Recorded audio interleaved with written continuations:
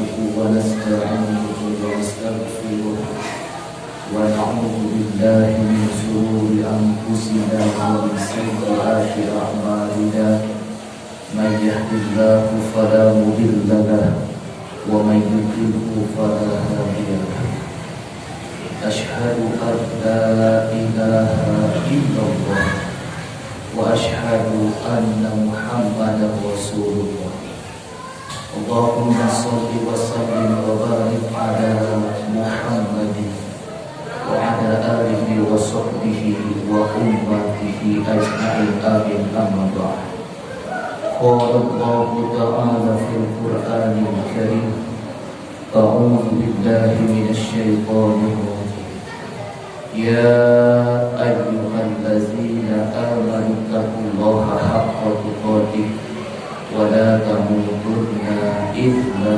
وأنتم مسلمون.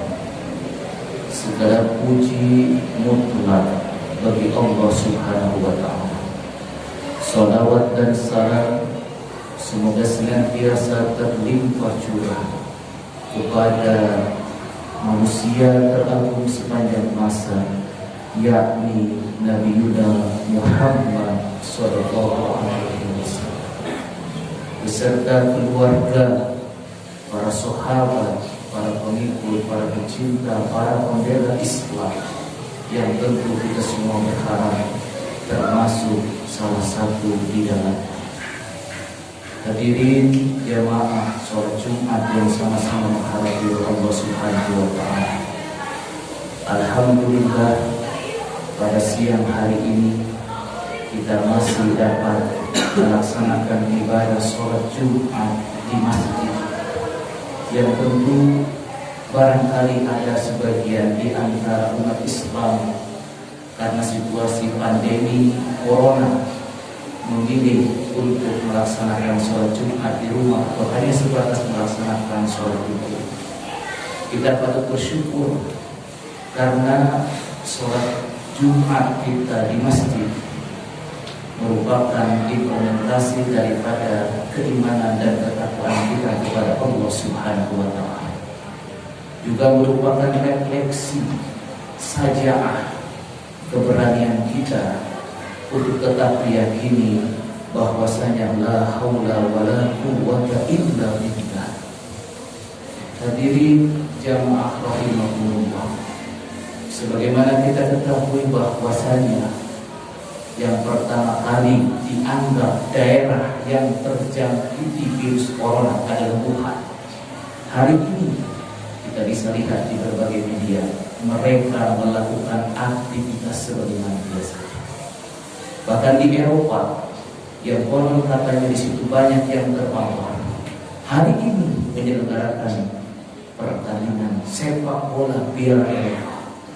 Bahkan Amerika yang konon katanya banyak yang terkena virus corona, anggota senator di Amerika menyampaikan bahwasanya virus corona ini merupakan sebuah rekayasa sosial yang dilakukan untuk kepentingan pihak kapitalisme yang ingin men-set ulang dunia global.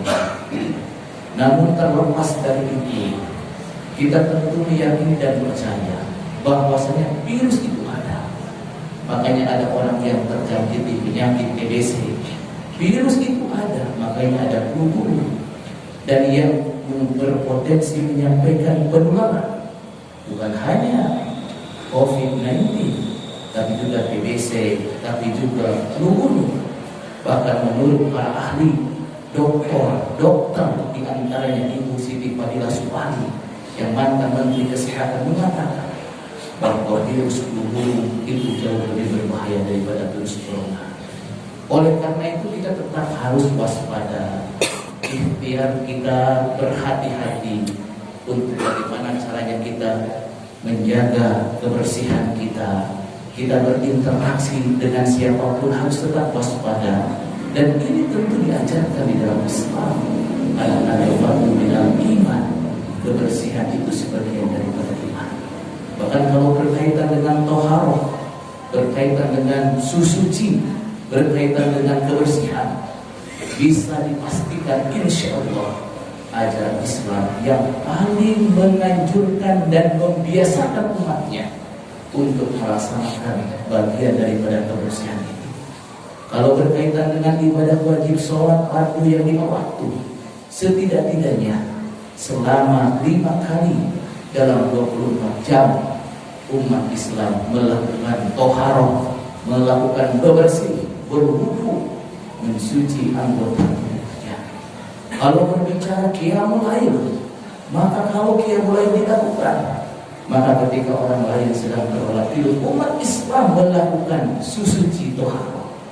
Kalau berbicara sholat sunnah duha, umat Islam melakukan. Maka setidak-tidaknya kalau orang membiasakan, dia kemudian sholat fardu 5 waktu, dia sholat sunnah qiyamul lail, tahajud, sholat sunnah duha, dalam 1 hari dia melakukan 7 kali. Kalau dia mandi pagi dan sore, itu sudah 9 kali.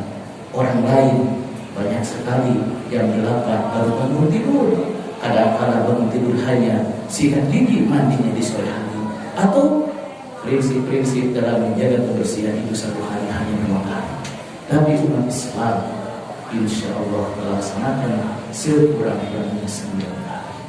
Tentu ini adalah antibodi juga bagi kita untuk diantaranya berikhtiar. Maka insya Allah kalau misalkan kita menjaga kebersihan, menjaga imunitas tubuh kita dengan suplemen-suplemen, dengan nutrisi-nutrisi, dan kita menjaga interaksi dengan yang berpotensi terkena penyakit atau yang sedang terkena penyakit, maka insya Allah kita akan terhindar dari virus apapun. Dan tempat sebaik-baiknya adalah Baitul Mukminin, yaitu masjid. Tapi kadang-kadang di negeri ini dan juga barangkali negeri yang lain, penanganannya keliru. Orang kalau masuk ke masjid kadang-kadang dianggap lebih kotor daripada ke mall, ke supermarket, ke soean, ke pasar. Padahal di masjid tempatnya bersih, orang yang masuk ke dalam keadaan suci dari hadas. Ini artinya kalaulah kita khawatir datang ke pasar masih dianggap wajar, karena bisa jadi kita dalam keadaan bersih, tapi orang lain tidak dalam keadaan bersih. Tapi kalau kita ke masjid, insya Allah kita bersih. Orang yang ada di samping kita, di kiri kita, di kanan kita, di belakang kita, di depan kita, insya Allah bersih. Selanjutnya kita berserah diri kepada Allah Subhanahu wa Ta'ala. Tapi meskipun ini logik, tidak semua orang berani untuk merefleksikan keimanan, ketauhidannya kepada Allah Subhanahu wa Ta'ala. Alhamdulillah, jamaah Masjid Al-Fajar di Cirebon ini berani untuk melaksanakan perintah Allah dengan tetap memperhatikan prinsip-prinsip protokol kesehatan tadi. Dan saya berdoa, dan kita semua juga patut terus berdoa, semoga kita semua terhindar dari wabah penyakit corona. Dan semoga saudara-saudara kita yang terkena penyakit corona sampai meninggal, mereka menjadi syahid. Dan orang yang sekarang sedang terpapar, apakah itu isolasi mandiri, apakah itu di rumah sakit, semoga itu menjadi kifarat dosa dan segera Allah sembuhkan. Dan mudah-mudahan kalau ada karib kerabat jamaah kita hari ini tidak bisa datang ke masjid melaksanakan ibadah sholat berjamaah karena sedang terkena penyakit corona, kita doakan semoga mereka segera sembuh dan kemudian dapat berada di tengah-tengah kita. Hadirin rahimahullah, kita sering mengatakan dan kita pun sering mendengar, barangkali ahli-ahli ini kata adil. Adil itu kalau dalam bahasa Arab adalah al-adlu, artinya pertengahan. Jadi adil itu tidak condong ke atas, tidak condong ke bawah, tidak condong ke kanan, tidak condong ke kiri. Adil itu di pertengahan. Makanya adil itu definisinya atau taklifnya adalah menempatkan segala sesuatu pada tempatnya. Itu adil. Ada lawan adil, yaitu zalim. Nah, zalim kebalikannya, tidak menempatkan sesuatu pada tempatnya. Setiap orang yang beriman diperintahkan oleh Allah untuk berlaku adil. Dulu berlaku adil. Wa aqrabul taqwa. Karena sesungguhnya berbuat adil itu mendekatkan kita kepada Allah. Kepada siapa kita harus berlaku adil? Ulama membuat sebuah klasifikasi bahwa setiap hamba, setiap manusia harus berlaku adil. Pertama, kepada Allah Subhanahu wa Ta'ala, Sang Khalik Maha Pencipta. Sebaliknya, seorang hamba tidak boleh berlaku zalim kepada Allah Subhanahu wa Ta'ala.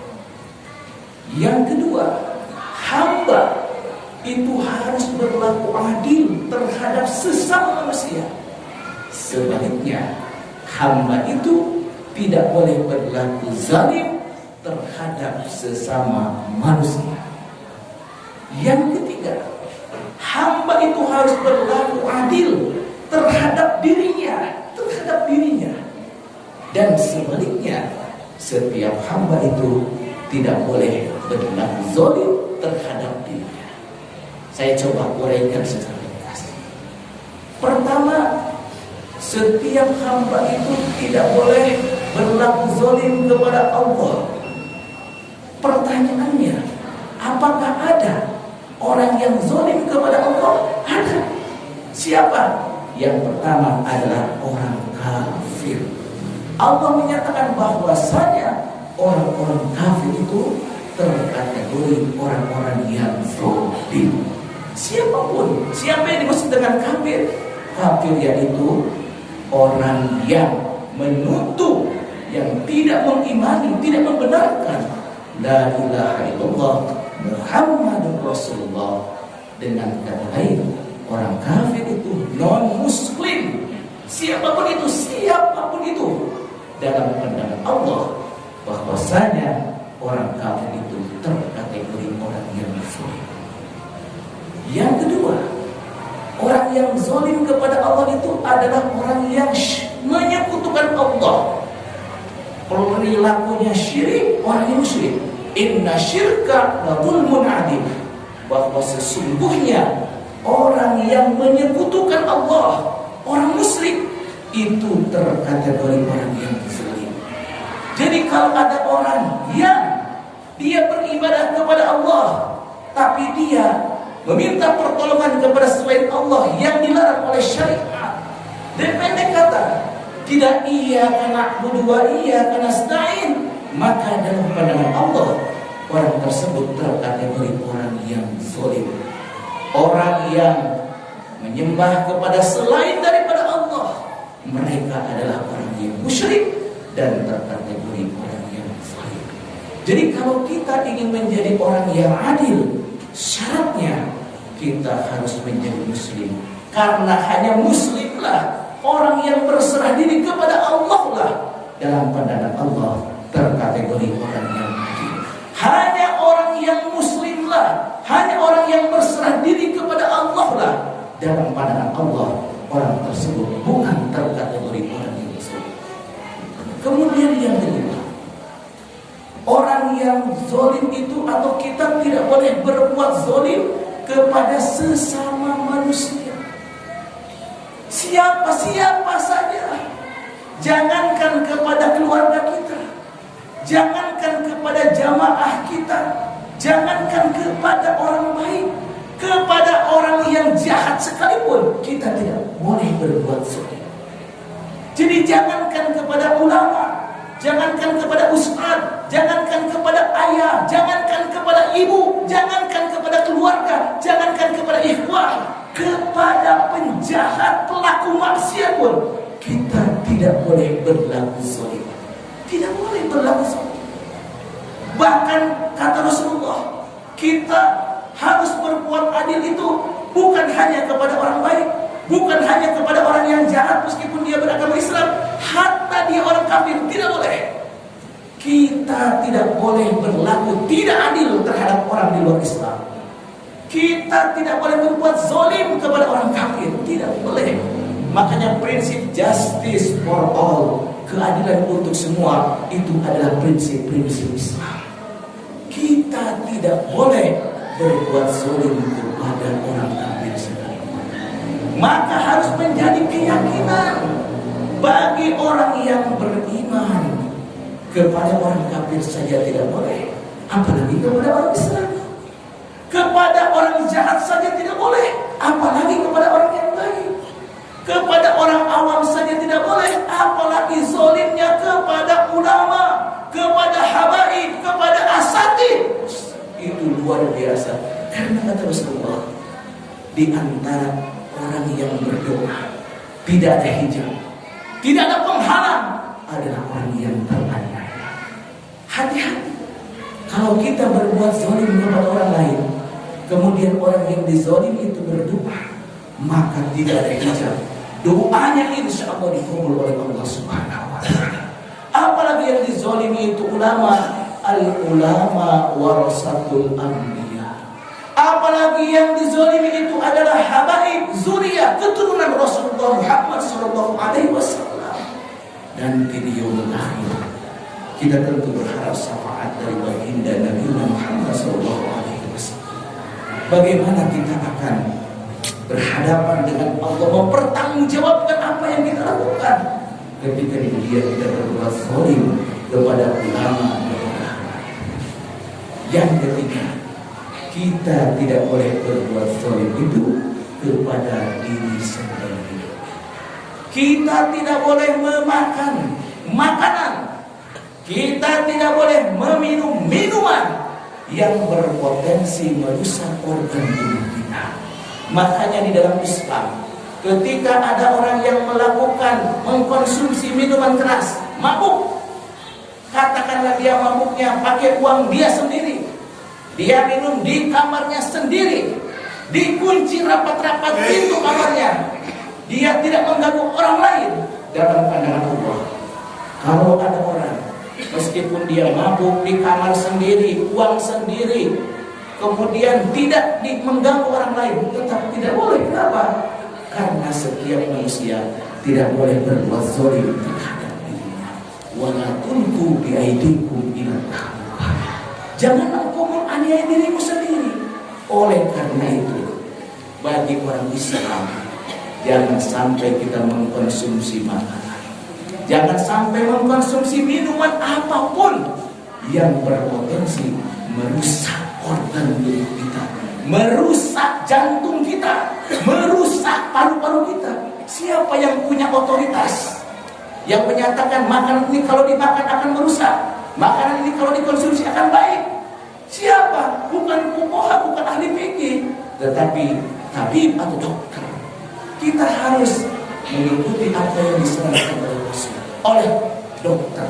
Kalau kata dokter, makanan yang dikonsumsi ini kalau dikonsumsi akan menimbulkan impotensi, merusak janin, akan mengakibatkan jantung koroner, maka jangan dikonsumsi.